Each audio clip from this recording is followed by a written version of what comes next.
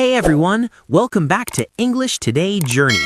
Don't forget to hit that subscribe button for your daily dose of English tips. Ask yourself, what does better really mean? What would progress look like, feel like, or even sound like?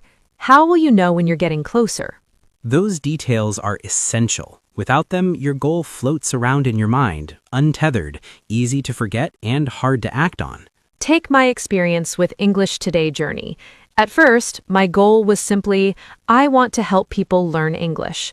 That was the seed, but a seed alone doesn't grow a tree. Right. To grow it, I had to break it into clear, actionable steps. Who exactly do I want to help?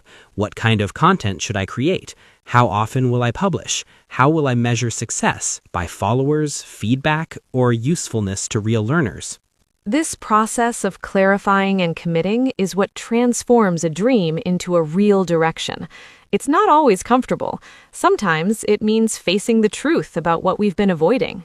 But without that clarity, progress is nearly impossible. You're not aiming at anything specific. It's like shooting arrows in the dark. You might hit something by chance, but not consistently. Take a moment now and think about one goal you've wanted for a long time but haven't taken real steps toward. The one that pops into your mind when you're walking or right before you fall asleep. That idea excites you, right? But it doesn't move forward. Why do you think that happens? Maybe it's fear. Maybe it's perfectionism. Or maybe you never broke it down into smaller, actionable steps. And here's a neat tip for English learners. Collocations can help with both language and mindset. Phrases like set a goal, work toward a goal, achieve a goal, or even let go of a goal are active. Notice how active these expressions are. Goals aren't passive. They're something you do. You set them, chase them, adjust them, refocus. They don't achieve themselves. And there's another layer, your long-term vision. Short-term goals are your daily steps, but your vision is like the horizon. It keeps you grounded when progress feels slow or invisible. Think about learning a language. One day you might struggle with a single sentence, but if your vision is fluency and confidence in conversations, you keep going. The small daily steps add up. Exactly. Every small action, every short-term goal is part of the bigger picture. And when you tie your actions to a clear vision, it becomes easier to stay motivated and persistent. So here's a challenge for today. Choose one goal. Break it into small steps. Ask yourself, what does progress look like? How will I know I'm moving forward? Because clarity is the fuel of growth. Without it, you're just hoping things will happen. With it, you create direction, purpose, and real progress. Let's talk about vision. For language learners, this could be imagining yourself giving a presentation in English, traveling alone and speaking confidently, or even teaching others what you've learned. Your vision gives your goals meaning. It connects what you do today to the person you want to become tomorrow. That's why simple goals like study more or speak better aren't enough. They're just starting points, not destinations. Instead of letting your goals stay blurry in your mind, ask yourself some practical questions. What would this goal look like in real life? What's the next visible step I can take right now? What resources, time, or support do I actually need to make this happen? When you ask questions like these, your goals start to become clear. They move from something you just think about to something you can actually act on. Clarity makes action possible. And let's be honest, goal setting isn't always easy. Sometimes it brings up frustration or self-doubt. Maybe you've set goals before and didn't follow through. That's totally normal. We all have that list of someday goals that never quite happened. But here's the important part. You're here now. You're listening. You're reflecting. You're engaging with these ideas, even in a second language. And that is not nothing. That is a real, powerful step forward. If your inner critic starts speaking up, the voice that says you failed before or aren't consistent enough, remember, growth is not linear. Just because a goal didn't work the first time doesn't mean it was the wrong goal. Maybe the strategy wasn't right. Or maybe it just wasn't the right season of your life. Here's a gentle challenge for you. Pick one goal that really matters to you right now. Make it specific. Make it visible. Write it down. Say it out loud. Share it with someone you trust. Or even send it to yourself in a message. And most importantly, identify the next step, not the final step, just the very next thing you can do today or this week. Small actions like this build momentum. Because every big goal, every big dream starts with one visible, actionable step. And that's how you start turning your vision into reality. So take a deep breath, reflect for a moment, and ask yourself, what is one small action I can take today that moves me closer to my vision? Do that consistently, and you'll be amazed at how much progress you make. Step by step, day by day, your garden grows. And so do you.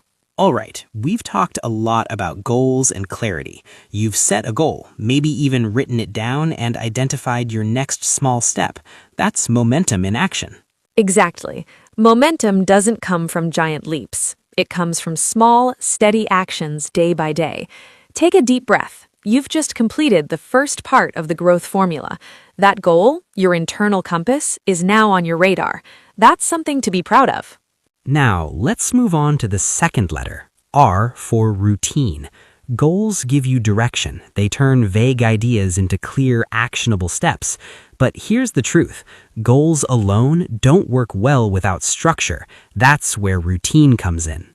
Routine might sound boring or even rigid at first, but think of it differently. Your routine is like the invisible architecture of your life.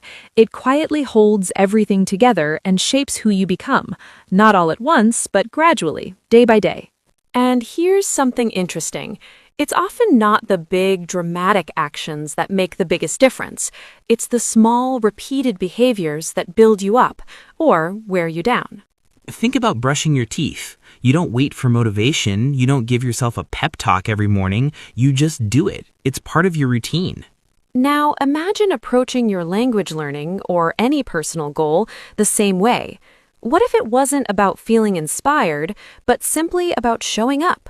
That's the power of routine. Motivation is unreliable. It comes and goes. Emotions naturally change. But discipline built into a routine is what creates real results, especially on days when you feel tired, distracted, or uncertain. That's when your routine becomes your anchor. It keeps you steady when everything else feels unstable. In English, we even have phrases that describe this. Stick to your routine, fall off track, anchor your day. These phrases show something important. Routines aren't just habits. They're the foundation of consistent progress. They create stability. They help you move forward even when motivation is low. And over time, these small, repeated actions become part of your identity. You don't just do the routine, you start becoming the kind of person who follows through. That's why routines matter as much as goals. Goals give you the where, but routines give you the how. Without both, it's easy to drift or get stuck. So here's a little exercise for today. Identify one small routine that could support your goal, something simple, doable, and consistent. And then commit to it. Even on low energy days, show up. The magic of growth happens quietly, behind the scenes, one small step at a time. Because over weeks and months, these tiny actions add up. Your invisible architecture, the routine, turns into real progress, shaping you into the person you want to become. So we've talked about routines as invisible architecture, anchoring us when motivation fades. Let's take that idea a step further. Routines stabilize us. They make progress possible even when life feels chaotic. Exactly. They give us something steady to return to when we forget the bigger picture or get overwhelmed. Think of routines like anchors. They keep us on track even when things get busy or confusing. Let's make this concrete. Imagine you're learning English and also working full-time. Your days are already packed, and it can feel impossible to fit in extra practice. But you decide you want to improve your listening skills. Instead of saying, I'll practice when I have time, which often doesn't work, you create a simple routine. For example, you listen to a podcast for 10 minutes every morning while making your coffee. That's it. No stress, no pressure, just a small, consistent habit that fits into your day. Over time, these small routines make a big difference. You start recognizing words more easily. Your ear becomes sharper. Your confidence grows. And it didn't take huge willpower, just consistency.